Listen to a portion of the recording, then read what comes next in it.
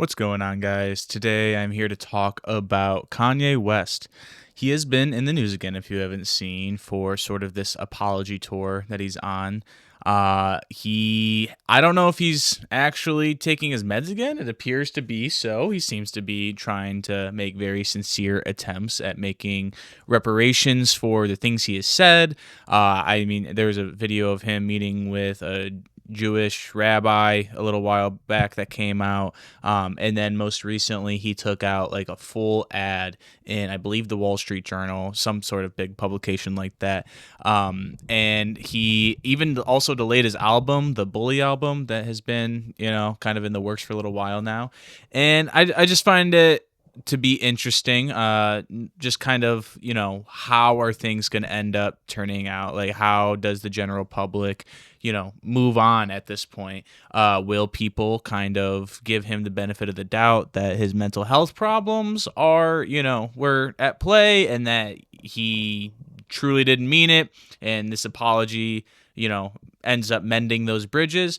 It'll be a test of time. We'll see the album. It's one of those things where it's Kanye West, obviously a huge legacy and name within music, specifically rap.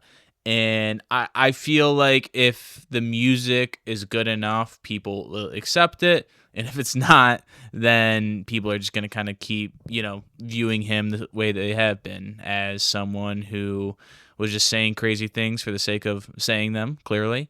And, whatever. But I do just find it to be a little interesting that at this point in time, like right before the album comes out, is now when he's like, oh, actually, those things I said, yeah, those were messed up and I wasn't being myself.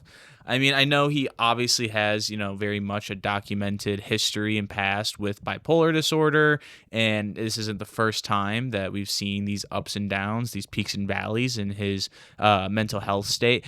But this is the first time, coming off of it with the extent of what he was saying.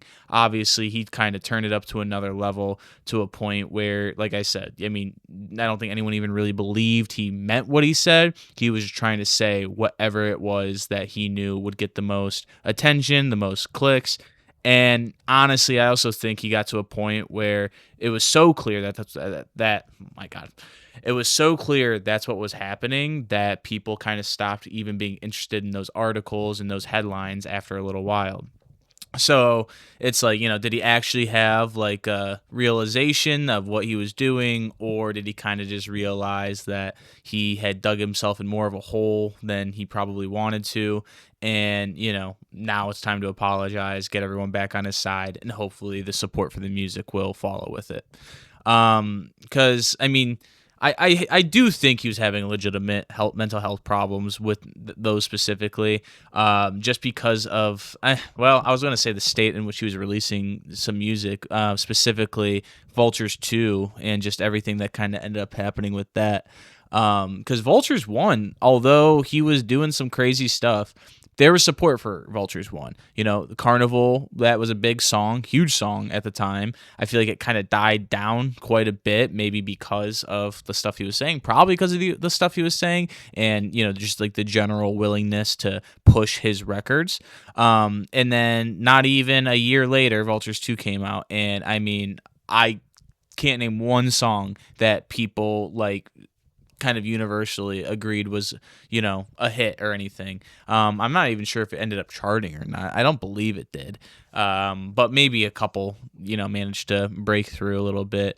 But yeah, no, like I said, I know he's for sure sick. It's very clear. Someone doesn't do all that, at least, or maybe he's pulling the biggest marketing stunt of all time, and we're all just wrapped around his finger, and it's going out exactly as he, wished it would.